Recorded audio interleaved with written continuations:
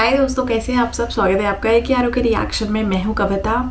तो बहुत सारी रिक्वेस्ट आ रही है एंड कुछ लोग नाराज़ भी हैं। तो जो लोग नाराज़ हैं मैं उनसे कहना चाहूँगी कि मैं बहुत कोशिश कर रही हूँ क्योंकि रिक्वेस्ट इतनी ज़्यादा है। बट जैसे मैंने बोला कि मैं मेजॉरिटी ऑफ ऑडियंसेस को कवर करने की कोशिश कर रही हूँ, ना कि एक पर्टिकुलर वीडियोस। तो आपकी पर्टिकुलर वीडियोस भी मैं बहुत जल्दी लेके आऊँगी। बट जैसे बहुत सारे लोगों ने रिक्वेस्ट करा है कि तारिक जमील साहब पे रिएक्ट करिए, तो एक कॉमन वीडियो ना लाके मैं आप सबकी ख्वाहिशें धीरे धीरे पूरे करने की कोशिश कर रही हूँ। तो नाराज़ ना हो, आप सभी मेरे लिए इक्वल हैं, इम्पॉर्टेंट हैं। तो दोस्तों, जैसे कि आप सबने कुछ मुझे जो नाम बताएं जिनका मैं खुद भी सुनती हूँ, जैसे मुफ्ती मसूद साहब, तारिक जमील साहब, ये सब अब मुझे भी ना इनकी सुनने की इनकी आदत सी हो गई है एक।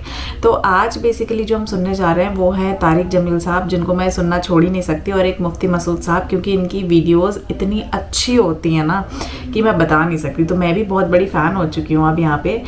जमील साहब ने बहुत अच्छे से एक्सप्लेन किया हुआ है, और जमील साहब के भी एक्सप्लेन करने का तरीका ना मुझे वाकई बड़ा पसंद आता है, क्योंकि जिस अदा के साथ वो अपने बयान को करते हैं, जितने स्लोली वो एक्सप्रेस करते हैं, जितना वो उस चीज़ को ना महसूस करके, मैंने देखा है कि वो उस चीज़ को एक्सप्लेन करते हैं, वो इनसे बेहतर कोई नहीं कर सकता है। और करे भी क्यों ना, ये दुनिया के 500 मोस्ट इन्फ्लुएंशियल मुस्लिम प्रीचर्स में से एक है। So it is really good कि मुझे इनको सुनने का मौका मिल रहा है आप सबकी वजह से। तो आइए ये सुनते हैं सूरह यासीन की फजीलत, जो कि मुझे लगता है डेफिनेटली एक बहुत अच्छा बयान होने वाला है। तो आइए शुरू करते हैं। बिस्मिल्लाहिर्रहमानिर्रहीम वस्सलातु वस्सलामु अला रसूलिहिल करीम व अला आलिहि व सहबिहि अजमाइन। जो भी बहन भाई बच्चे बच्चियाँ सुन रहे हैं, सबको मेरी तरफ़ से ईद मुबारक हो।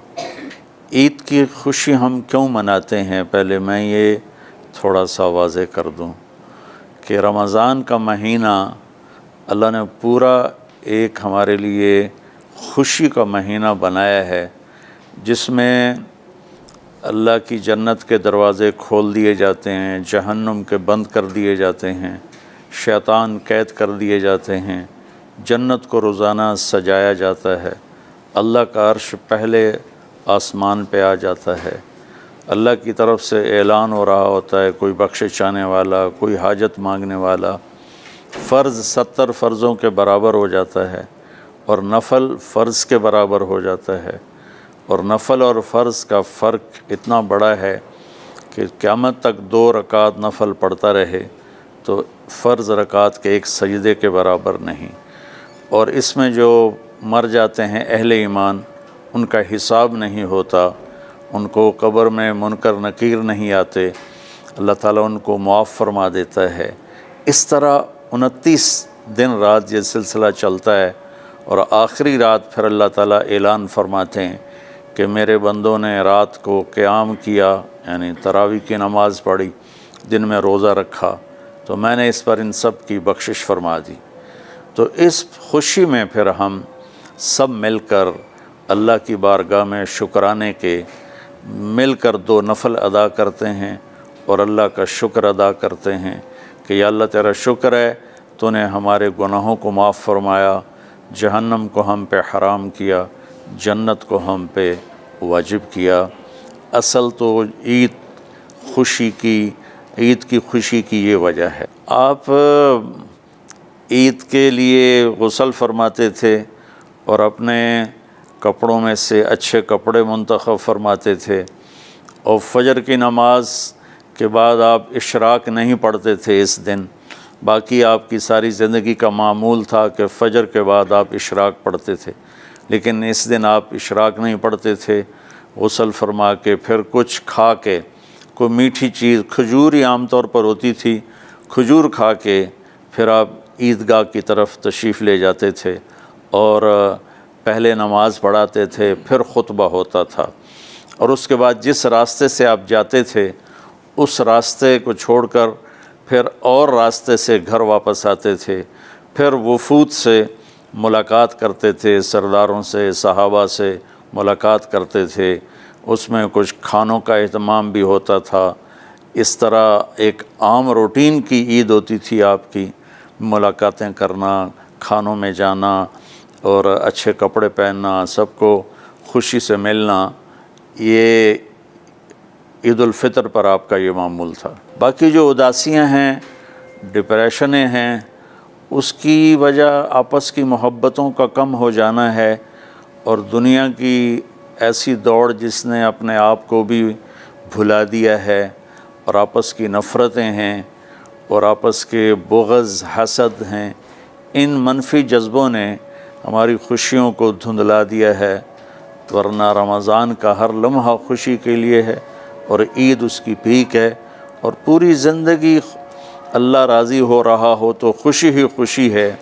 हमें अपने मुल्क से, अपनी नस्ल से आपस की नफ़रतें, हसद, बुग़्ज़ ये मिटाने होंगे, तब जाकर हमें हकीकी खुशियाँ हासिल होंगी। मैं इस ईद के खुशी के मौका पर अपनी कौम से हाथ जोड़ के अपील करूँगा कि झूठ बोलना छोड़ दें, धोखा देना छोड़ दें और जुल्म करना छोड़ दें। मज़हबी नफ़रत ने हमें तबाह कर दिया, सियासी नफ़रत ने हमें तबाह कर दिया, सूबाई कौमी नफ़रत ने हमें तबाह कर दिया, आपस की रंजशों की नफ़रत ने हमें तबाह कर दिया। मैं सारी कौम के सामने झोली फैलाकर चारों सूबों के रहने वालों से और हर मकतब फ़िक्र से मुतालिक अहले ईमान से ये दरख्वास्त करता हूँ कि आएँ हम सच्चाई को अपना साथी बनाएं और दयानतदारी से अपने आप को आरास्ता करें और इंसाफ का साथ दें, ना जालिम बने ना जालिम का साथ दें। इस्लाम दो चीज़ों का मजमुआ है, एक अल्लाह का हक़ है जो इबादत की शक्ल में है, और एक अल्लाह के बंदों का हक़ है जो अखलाकियात और मामलात और मुआशरत की शक्ल में है। ये दोनों कंपल्सरी पेपर हैं, दोनों लाजमी पेपर हैं, इन दोनों में पास होना ज़रूरी है। मेरी नमाज अच्छी है लेकिन मेरी दुकान पे झूठ है, तो नमाज इस झूठ की कमी को पूरा नहीं कर सकेगी। मेरी दुकान पे सच है लेकिन मैं नमाज नहीं पढ़ता, तो मेरा ये सच बोलना मेरे नमाज की कमी को पूरा नहीं कर सकता। अल्लाह के नबी ने दुनिया से जाते हुए दो लफ्ज़ों में सारा दीन बता दिया था। जब आप के जाने का वक्त करीब था तो आप दो लफ्ज़ दोहरा रहे थे, अस्सला व मा मलकत ऐमानुकुम, मेरी उम्मत मेरे बाद एक नमाज ना छोड़ना, और एक उम्मत के गरीब मिस्कीन लोगों से, नौकर ग़ुलामों से अच्छा सलूक करना। ये दो अलग अलग डिमांड हैं। जैसे पानी पीने से रोटी की कमी पूरी नहीं हो सकती और रोटी खाने से पानी की कमी पूरी नहीं हो सकती। ये दोनों अलग चीज़ें हैं। अखलाक को इबादत की कमी पुर नहीं कर सकती और इबादत की कमी अखलाक को और अखलाक की कमी को इबादत पूरा नहीं कर सकती। इन दोनों चीज़ों में पास होना ज़रूरी है, तब जाकर एक मोतदिल मुआशरा वजूद में आता है। एक हदीस सुना के बात ख़त्म करते हैं। मेरे नबी वज़ू फरमा रहे थे तो सहाबा आपके वज़ू का पानी गिरने नहीं दे रहे थे, नीचे से लेकर कोई पी रहा था, कोई मुंह पे मल रहा था। तो आपने फरमाया मा यहमिलुकुम अला हाज़ा, ये क्या कर रहे हो? वो कहने लगे या रसूलल्लाह, अल्लाह उसके रसूल की मोहब्बत में कर रहे हैं। तो आपने फरमाया मैं तुम्हें बताता हूँ अल्लाह उसके रसूल से मोहब्बत करने वाला कौन होता है।